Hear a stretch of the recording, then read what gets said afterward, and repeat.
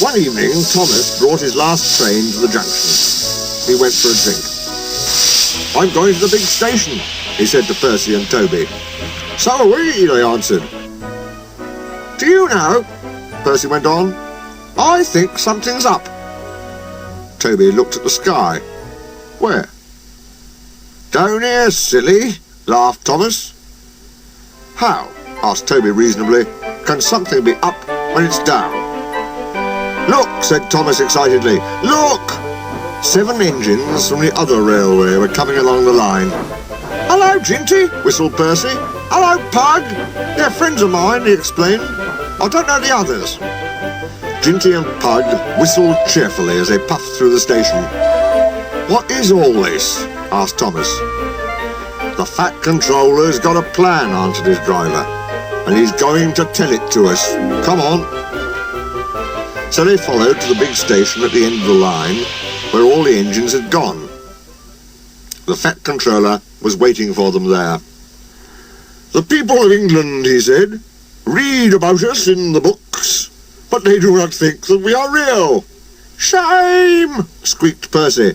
The Fat Controller glared. Percy subsided. "So," he continued, "I am taking my engines to England to show them." "Hooray, hooray, hooray, hooray, hooray!" The engines whistled. The Fat Controller held his ears. "Silence!" he bellowed. "We start the day after tomorrow at 8 a.m.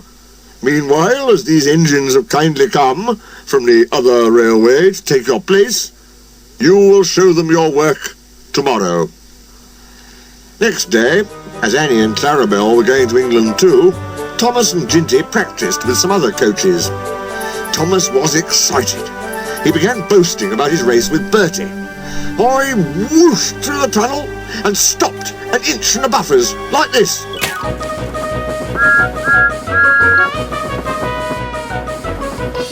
Crash! The buffers broke. No one was hurt, but Thomas's front was badly bent. They telephoned the Fat Controller. "I'll send up some men," he said, "but if they can't mend Thomas in time, we'll go to England without him." Next morning, the engines waited at the junction. Toby and Percy were each on a truck, and Duck had pushed them into place behind Edward. Henrietta stood on a siding.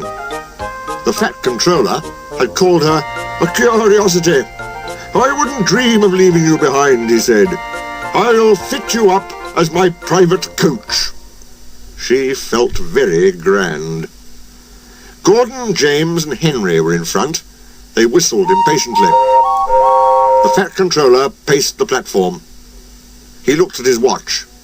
"1 minute more," he said, turning to the guard. "Beep, beep, beep," whistled Thomas, and panted into the station. Annie and Clarabelle twittered anxiously. "We hope we're not late. It isn't quite 8. "Thomas," said the Fat Controller sternly, "I am most displeased with you.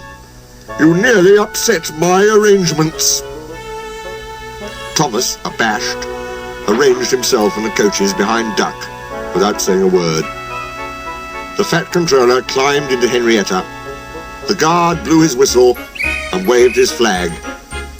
The engines whistled, "Look out, England, here we come!" and the cavalcade puffed off. The engines stood side by side in a big airy shed. Hundreds of people came to see them and climbed in and out of their cabs every day.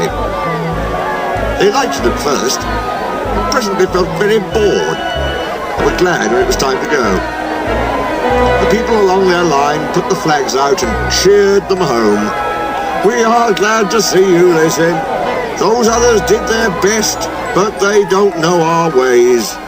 Nothing anywhere can compare with our Fat Controller's engines."